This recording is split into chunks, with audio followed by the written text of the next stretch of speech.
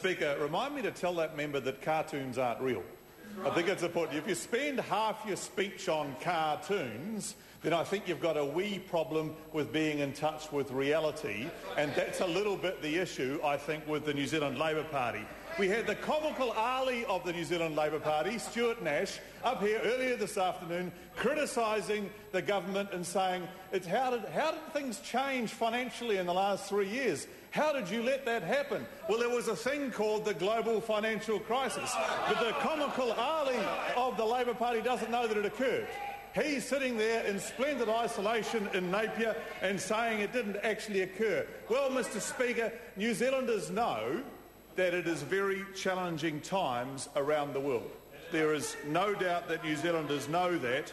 And nightly on TV, we see the budget standoff in the USA last week, the mightiest economy in the world, and the huge debt mountain that they're trying to deal with.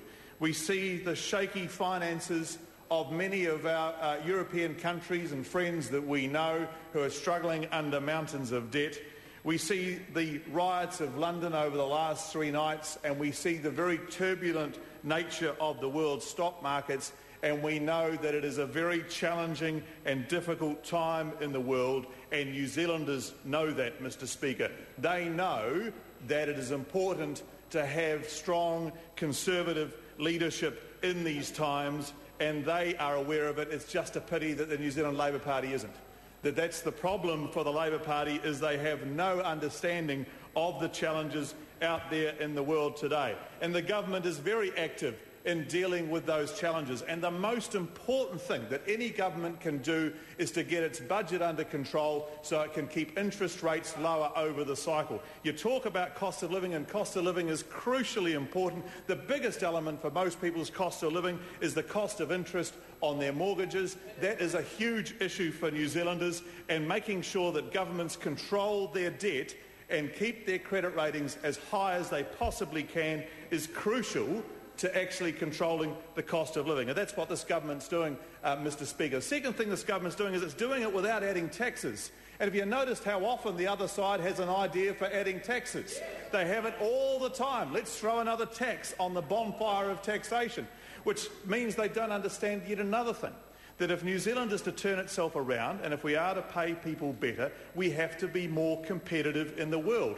We do not get to be more competitive in the world if we put more handbrakes on people from achieving things and competing out there in the world. And the Labour Party does not understand that, Mr. Speaker, and that is crucially important if we're going to grow New Zealand stronger in the future. We have to be more competitive. We also have to be more into savings.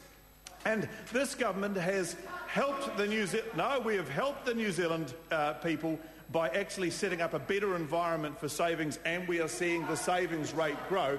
And what's more, if the public endorse the mixed ownership model, they'll have something else to invest in besides finance companies, Mr. Speaker, which is pretty much what happened under the previous government. And they like to conveniently forget that they were in charge of the biggest meltdown of financial companies in New Zealand's history. But that's what happened, and that's why New Zealanders don't trust them. And then, Mr. Speaker, we've been dealing with waste, and we're putting huge efforts. We have the Minister of Social Development and Employment getting up yesterday and saying the fact that we're actually testing people after 12 months on the unemployment benefit to see if they are still entitled is actually saving taxpayers considerable money, Mr. Speaker. And then we have the situation in industry training, which the Leader of the Opposition should, I don't give him political advice, but he really should let that one go. Because they had thousands upon thousands of phantom trainees in the failing years of the Labour government, thousands upon thousands, 100-odd thousand in 2008, 100-odd thousand in 2001, that weren't achieving anything. They weren't getting any credits. Labour were just doling the money out flat out, and there was no accountability. He should get off that one, because this year, 2010 year, we have actually increased the number of credits that people are achieving through industry training by spending less taxpayers' money on it because it's a thing called accountability. Accountability, Mr. Speaker. So here we have it. The Labor Party. They oppose all spending cuts during National's time in government. They oppose all attempts to get better value for money. They criticise the government, lest we forget, for failing to spend more money during the GFC, and now all the countries that did are having to save money and repay debt. Mr. Speaker, they are out of touch. They are out of reality. Sir William Sewell. Thank you, Mr. Chairman.